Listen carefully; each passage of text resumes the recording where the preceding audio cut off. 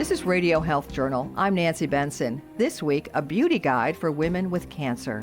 Let's face it, listen, you're still living. You want to look good. You want to have a sense of control and kind of feel like yourself. A guide for looking pretty when you're pretty sick, when Radio Health Journal returns. I'm Reed Pence, the producer and host of Radio Health Journal. If you like listening to Radio Health Journal, you'll also like our sister show, Viewpoints, which covers a wide array of topics from education to history to the environment. Here's a preview of what they're covering this week on Viewpoints. Identity theft is a crime where you are presumed guilty until you can prove yourself innocent. The lifelong burden of one family's secrets. Then, probably couldn't have got through college, much less medical school if it wasn't for music. We speak with two doctors who turned their love for music into a second career. I'm Marty Peterson. and I'm Gary Price. These stories in depth this week on your public affairs magazine, Viewpoints. Listen to Radio Health Journal and Viewpoints on your favorite radio station, and subscribe and listen anytime on Apple Podcasts, Google Play, and Spotify. Also, follow us on Instagram and Twitter at Radio Health Journal.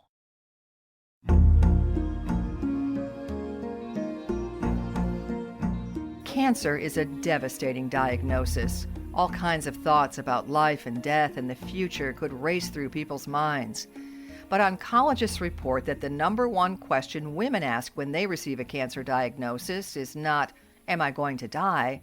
but, "Is my hair going to fall out?" That points to such a concern for women that I'm facing this horrible disease, but am I going to lose my identity? That's Caitlin Kiernan, former fashion columnist and beauty director, and author of the book Pretty Sick, a beauty guide for women with cancer.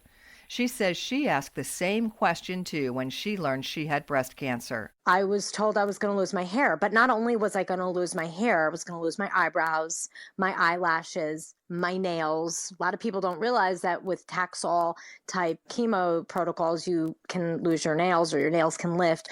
And I'm like, how am I going to maintain my job as a beauty director and go out to events and beauty and meet with beauty people and experts and interview people when I look like I'm, when I have one foot in the grave? My career and my health were on a collision course. And I'm like, how am I going to rectify this? As a magazine beauty director before she had cancer, Kiernan says she never provided beauty tips for cancer patients in her column because it just wasn't a sexy topic. I do feel like there was a lack of information for women on the aesthetic side in cancer treatment. And I do feel like oftentimes, and this is what I experienced when I was going through treatment, when I would ask about my breast reconstruction or ask about my hair or my nails and how to keep those things looking good during treatment, because let's face it, listen, you're still living. You want to look good. You want to have a sense of control and kind of feel like yourself. I do feel like I got a little attitude from people sometimes. I think there was judgment that I should be focused on my health and not on what my nails look like, or if my hair was going to grow back in a certain amount of time, or if my reconstruction was going to resemble real breasts. And to me, I feel like the two are not mutually exclusive. You can care for your health, but you can also care for your looks, and you should, because that's what helps you power through the day. Kiernan says concerns about looks aren't trivial or vain. Often those worries are surprisingly practical. Some women want to look as normal as possible so they don't frighten their children with a bald head or green-looking skin. Everybody has their own reason. You may be a woman that's a high-powered executive, and you have to walk into a boardroom and talk to your board of directors and be able to have confidence. And one doctor that's in the book is actually a breast cancer survivor, Dr. Heidi Waldorf. She's a leading dermatologist in the U.S. She was also a breast cancer survivor. She's like, I had to look good because I didn't want my patients to be like, are you okay to work on me? There's a lot of reasons why women going through cancer treatment want to maintain their physical appearance. And it's not just vanity. And I thought it was time to sort of shatter that taboo. So when Kiernan received her cancer diagnosis, she turned to her contacts in the beauty industry to get the information she needed.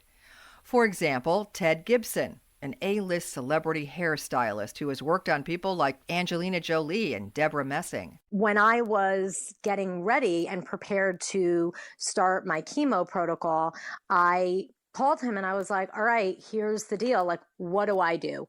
And he was like, you need a game plan. First of all, you need to go wig shopping because the wig specialist is going to need to see what your hair looks like, the texture of it, the color of it, so that we can either get you a wig or have a wig made that looks like your hair.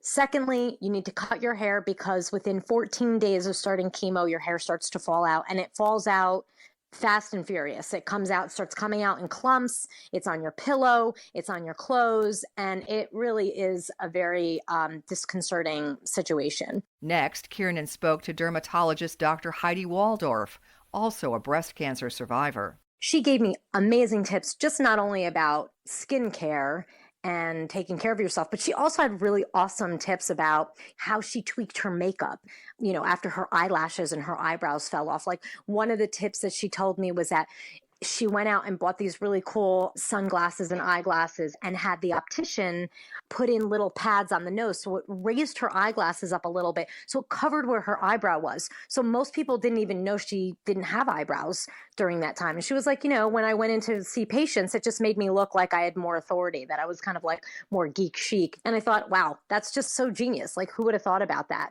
Kiernan says the experts in her book talked about things that aren't mentioned in the oncologist's office, including sex. 90% of women that go through chemotherapy, treatment, and radiation will experience some form of sexual dysfunction after cancer treatment. Not one of my oncologists said to me, you should be meeting with your gynecologist. You should be finding out about this. This is what's coming down. Nobody.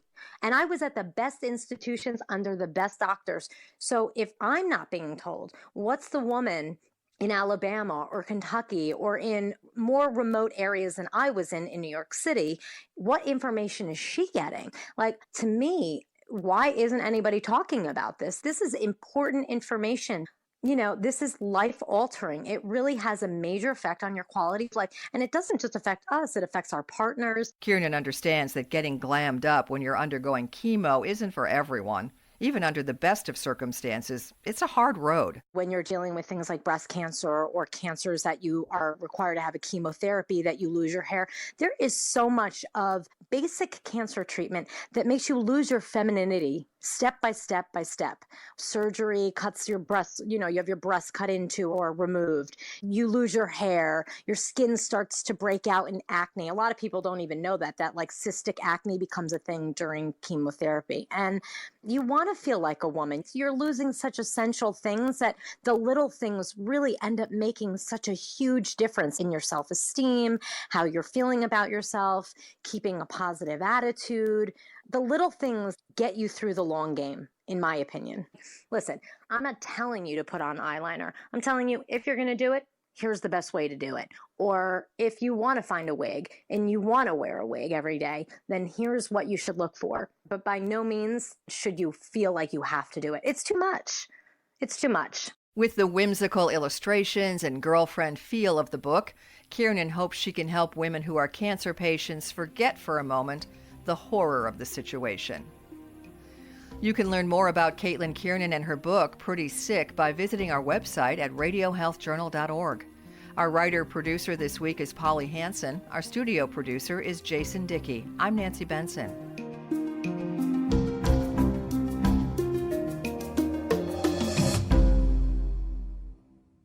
Radio Health Journal returns in just a moment.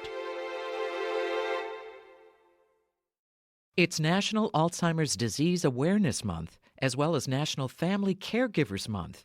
The two go together since there are more than 16 million families and friends in the U.S. caring for someone with Alzheimer's.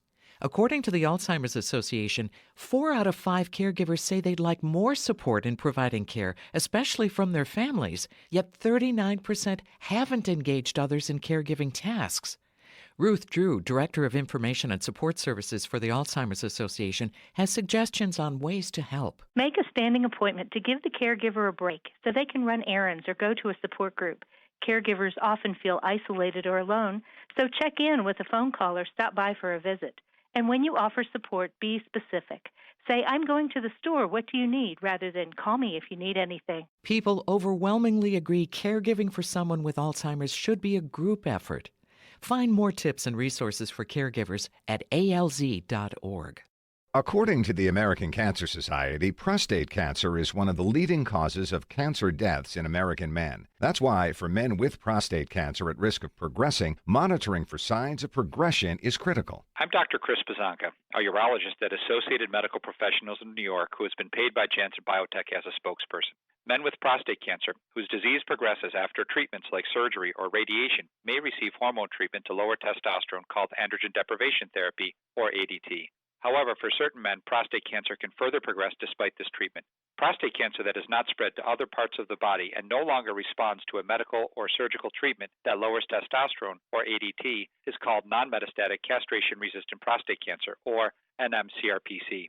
Men with NMCRPC are at risk for the disease spreading to other parts of the body. Erleada, also known as apalutamide, is a prescription medicine used to treat prostate cancer that has not spread to other parts of the body and no longer responds to a medical or surgical treatment that lowers testosterone. In a clinical study, the median time men on Erleada lived without their prostate cancer spreading was 40.5 months versus 16.2 months. Erleada is not for use in women. Use birth control during and for 3 months after treatment with Erleada because it can cause harm or death to an unborn baby. Erleada may cause serious side effects, including heart disease, falls and fractures, and possible risk of seizure. Call your doctor right away if you experience chest pains, sudden loss of consciousness, or a seizure, and go to the nearest emergency room if you get chest pain or discomfort. The most common side effects were fatigue, joint pain, rash, decreased appetite, weight loss, high blood pressure, hot flash, and diarrhea. Tell your doctor if you get a rash. These are not all the possible side effects. Tell your doctor about your medical history of heart disease, seizures, stroke, brain injury, or tumor, and all your medical conditions.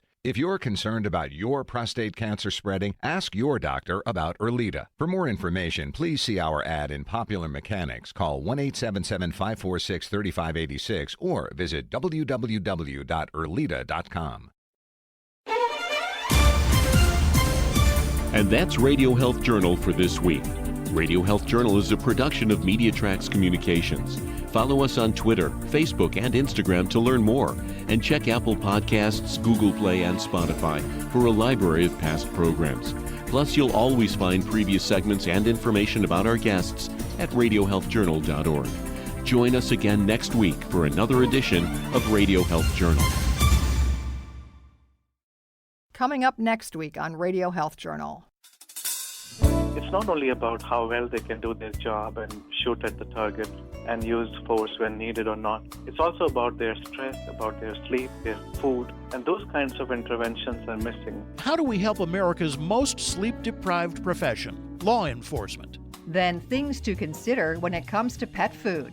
Obesity affects up to 2/3 of dogs and cats that present to their veterinarians, so it is the most common nutritional disorder that veterinarians are faced with on a daily basis. All that and more on Radio Health Journal.